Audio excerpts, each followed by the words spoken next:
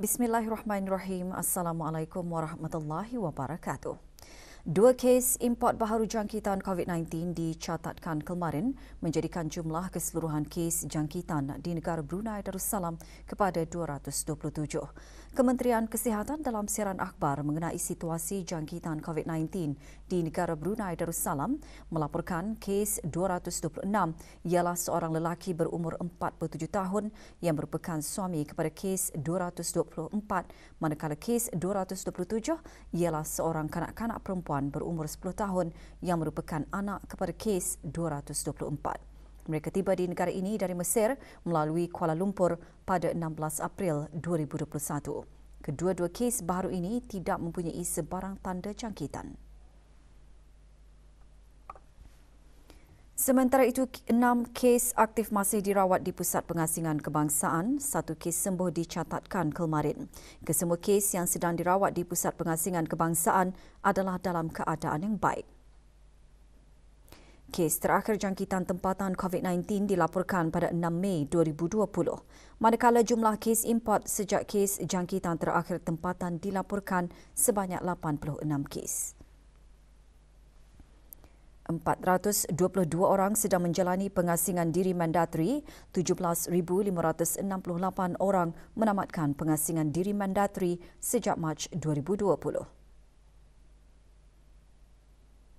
Manakala 268 sampel ujian virus SARS-CoV-2 telah dilaksanakan, menjadikan jumlah keseluruhan ujian makmal yang dijalankan sejak Januari 2020 kepada 121,153 ujian.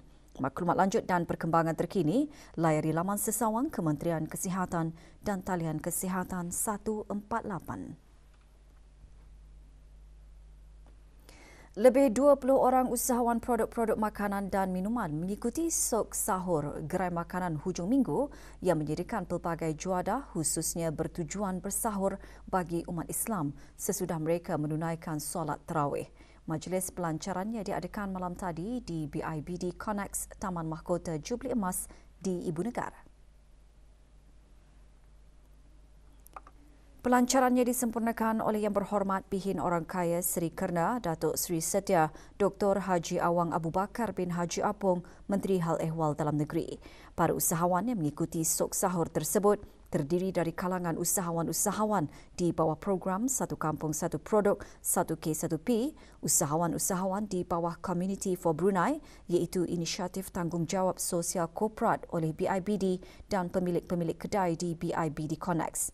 Sok sahur akan diadakan lagi pada 8 Mei 2021 bermula pukul 9 malam hingga 1 pagi.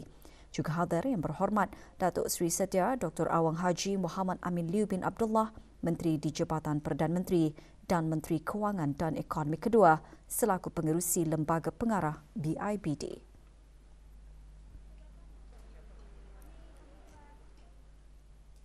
Kesibukan orang ramai membeli belah keperluan untuk sambutan Hari Raya sudah terasa di sana sini. Expo Lebaran 2021 bagi kutipan derma anak-anak yatim yang bermula Rabu lalu di ruang Kompleks Yayasan Sultan Haji Hassan Al-Bolkiah antara yang menjadi tumpuan orang ramai. Dianjurkan oleh Baitun Nur Event Management, Expo diadakan sehingga 11 Mei ini. Perasmian Expo disempurnakan oleh Yang Berhormat Datuk Seri Setia Dr. Haji Awang Muhammad Isham bin Haji Jaafar, Menteri Kesihatan. Majlis diselajurkan dengan penyerahan sumbangan derma kepada 25 orang anak yatim.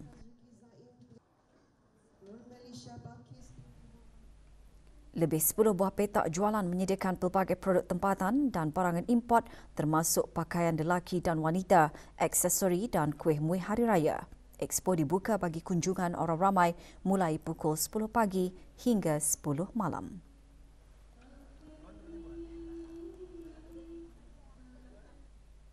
Sebagai sebahagian daripada aktiviti tanggungjawab sosial korporat di bulan Ramadan, rombongan Tabung Amanah Pekerja TAP kemarin membuat lawatan amal ke beberapa buah rumah keluarga-keluarga yang kurang berkemampuan di daerah Brunei dan Muara. Rombongan diketuai oleh Yang Berhormat Meja Jeneral Bersara Datuk Paduka Sri Awang Haji Aminuddin Ehsan, Pimpinan Orang Kaya Saiful Muluk, Datuk Sri Paduka Haji Abidin, Menteri Kebudayaan, Belia dan Sukan selaku pengerusi Lembaga Pengarah TAP. Salah sebuah rumah yang dikunjungi adalah rumah milik Awang Abdul Rahman bin Haji Mamit di Kampung Lumapas. Awang Abdul Rahman, 66 tahun, tinggal di rumah berkenaan bersama 5 orang anak dan 22 orang cucunya. Sejak bersara, Awang Abdul Rahman hanya mengusahakan kebun sayuran untuk menyara keluarganya. Penyerahan sumbangan derma berupa kewangan dan barang keperluan asasi juga diadakan. Sumbangan merupakan hasil kutipan daripada ahli lembaga dan warga kerja TAP bagi membantu keluarga berkenaan dalam membuat persediaan menjelang Hari Raya.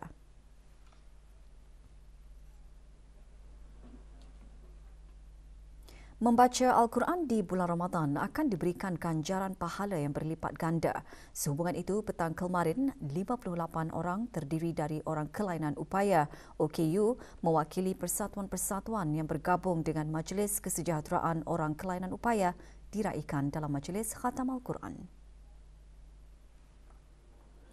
Majlis dimulakan dengan bacaan surah Al-Fatihah dipimpin oleh Yang Berhormat Meja Jeneral Bersara Datuk Paduka Sri Awang Haji Aminuddin Ehsan, Pimpinan Orang Kaya Saiful Muluk, Datuk Sri Paduka Haji Abidin, Menteri Kebudayaan, Belia dan Sukan. Majlis diteruskan dengan bacaan khatam beramai-ramai dianjurkan oleh Majlis Kesejahteraan OKU dan 9 buah persatuan yang bergabung dengannya. Acara diadakan di Dewan Serbaguna Sekolah Ugama Pengiran Anak Puteri Mutawakilah Hayatul Bolkiah, Serusuk.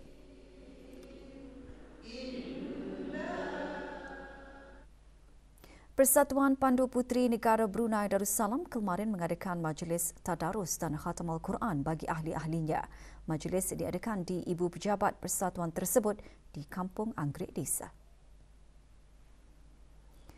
Acara disertai oleh 6 kumpulan terdiri daripada jawatan kuasa tadbir, pemimpin-pemimpin dewasa, pemimpin-pemimpin muda, unit pemimpin muda College Universiti Perguruan Ugama Seri Begawan Kupu SB, unit pemimpin muda Universiti Islam Sultan Sharif Ali Unisa, Pandu Puteri Ranger dan Pandu Puteri Negara Brunei Darussalam. Acara diselajurkan dengan bacaan dan doa tahlil bagi almarhum Sultan Haji Omar Ali Saifuddin Saadul Khairwaddin, almarhumah Duli Raja Isteri Pengiran Anak Damit dan almarhum Dulian Teramat Mulia Paduka Seri Pengiran Muda Haji Abdul Azim. Antara yang hadir naib-naib yang dipertua Persatuan Pandu Puteri Brunei Darussalam. Acara merupakan salah satu dari kegiatan tahunan persatuan dan termasuk dalam rangkaian kegiatan di bawah projek Titian Kasih di bulan Ramadan.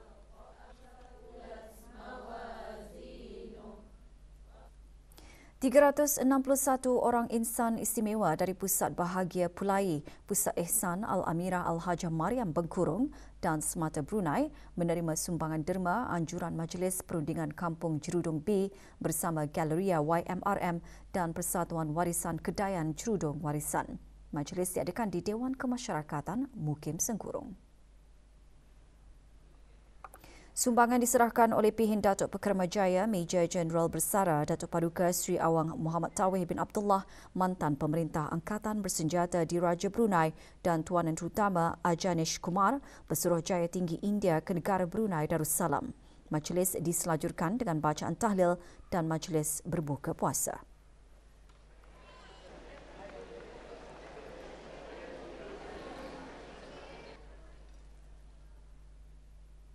Di sebalik cabaran COVID-19 pada tahun lalu, umat Islam di negara ini masih dapat menunaikan kewajipan mengeluarkan zakat dengan lancar dan sempurna melalui amil-amil yang dilantik. Kini pembayaran zakat boleh dibuat dengan lebih mudah iaitu melalui dalam talian atau online yang diperkenalkan oleh Majlis Ugama Islam Brunei MUIB baru-baru ini. Kaedah pembayaran zakat secara online setentunya memberikan pilihan atau alternatif kepada orang ramai, lebih-lebih lagi dalam keadaan negara masih mengambil langkah berjaga-jaga dari COVID-19 selain kaedah sedia ada iaitu melalui amil-amil yang dilantik.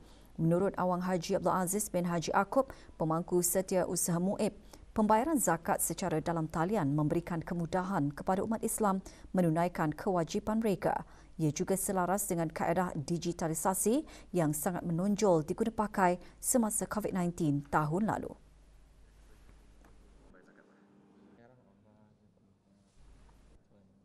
Pada tahun lepas 2020,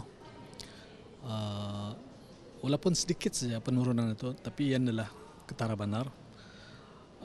Orang ramai dilihat menunaikan kewajipan ini dengan sempurna, walaupun cabaran pada tahun lepas ketani dengan SOP dengan penularan wabak COVID-19. Tapi alhamdulillah orang ramai khususnya umat Islam melaksanakan ibadat ini, itu menunaikan zakat dengan penuhanlah dengan sempurna dan berdisiplin. Pembayaran zakat fitrah secara dalam talian boleh dibuat dengan menggunakan kaedah Quick Pay Bank Islam Brunei Darussalam BIBD atau menggunakan sistem e-zakat DST. Ia dibuka sehingga 28 Ramadan. Orang ramai menyambut baik kaedah yang diperkenalkan itu.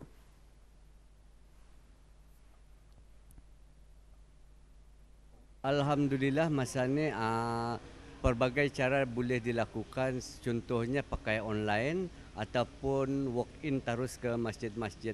Pasal kalau ke masjid-masjid ini baguslah bagi orang tua-tua yang dah pandai macam pakai online. Ya, memudahkan orang ramai, terutama sekali dalam masa pandemik ini orang dah banyak berjalan. Ya boleh buat di rumah, suka berjalan pun boleh juga, di mana-mana pun boleh juga. Pakai mobile boleh, pakai laptop boleh. Itulah yang memudahkan. Pembayaran zakat fitrah secara dalam talian ini merujuk kepada fatwa mufti kerajaan yang menyatakan bahawa kaedah tersebut adalah harus dan sah kerana ia memenuhi tata cara yang ditetapkan oleh syarak dalam pembayaran zakat. Terpulang kepada orang ramai sama ada mahu menggunakan pembayaran secara dalam talian atau kaedah sedia ada melalui amil-amil yang dilantik.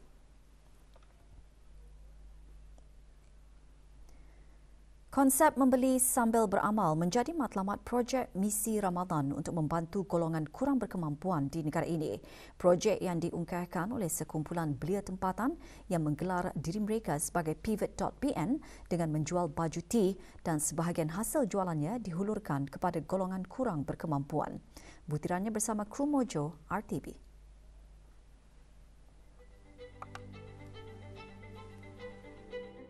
Diadakan buat julung-julung kalinya, misi Ramadan yang diungkayahkan oleh Pivot.bn dengan sokongan Scott Social Kitchen, sebuah badan NGO menggabungkan bidang keusahawanan dan khidmat masyarakat. Ia bagi membantu golongan yang kurang berkemampuan melalui hasil jualan baju tea yang ditempah dari cerita Fabrikku Sendirian Berhad, syarikat pembuat baju tempatan. Basically, it is called Misi Ramadan, di mana kami buat baju. We have 3 different design, which is ambuyat, nasi katok, and also kuih. So this 3 baju, Kana Jahit, basically our manufacturing factory is basically Cerita Fabrikku, local sewer jua. Dorang punya tempat is pusat pembangunan belia. So, I guess kami punya konsep jua yang kami akan teruskan, which is membeli sambil beramal.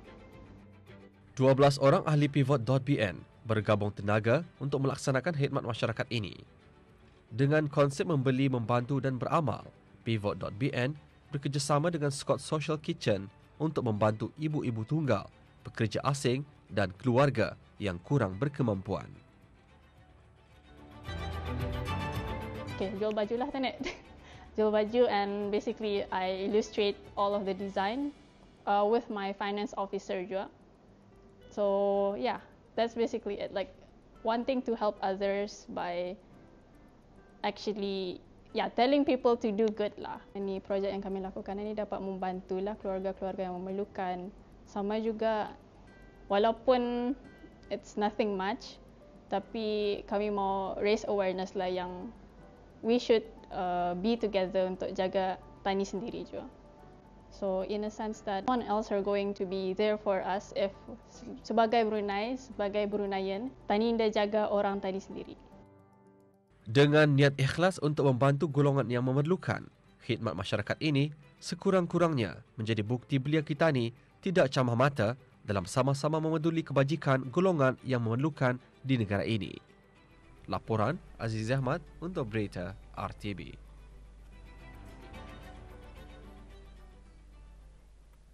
Sebagai satu platform untuk memudahkan orang ramai membuat persiapan Hari Raya yang bakal menjelang sekaligus memudahkan usahawan-usahawan untuk mengetengahkan dan menjual produk mereka, Battle Pro Marketing and Management Services mengadakan Mubarak Fest selama 4 hari yang akan berakhir hari ini di Hotel Rizkun International. Expo menampilkan lebih 40 pengusaha yang 100% terdiri daripada syarikat anak-anak tempatan.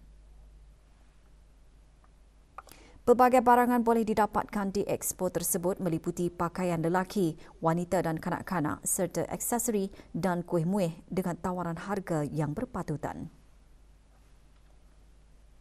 This is about 1,000 pieces, kaftan about hundreds and shawl about satu saja about 1,000. Alhamdulillah, so far macam keep on coming lah, macam dah stop. Apa yang ada di belakang kami ini adalah satu backdrop booth di mana semua orang boleh bergambar. Jadi kami buatkan tema kampung. Kami gelar ia Kampung Putih. Jadi apa yang ada di sini ia bergambar secara percuma. Kurta ni salah satunya kurta yang local made, so jadi memang sambutannya sangat-sangat menggalakkan, and then orang punya feedback pun bagus dan orang suka the color pasal ada banyak variety color, and then dia punya desainnya pun memang kebrunaian dan dia punya sizingnya pun memuaskan je sampai pasal dia dari S sampai ke 7 SL.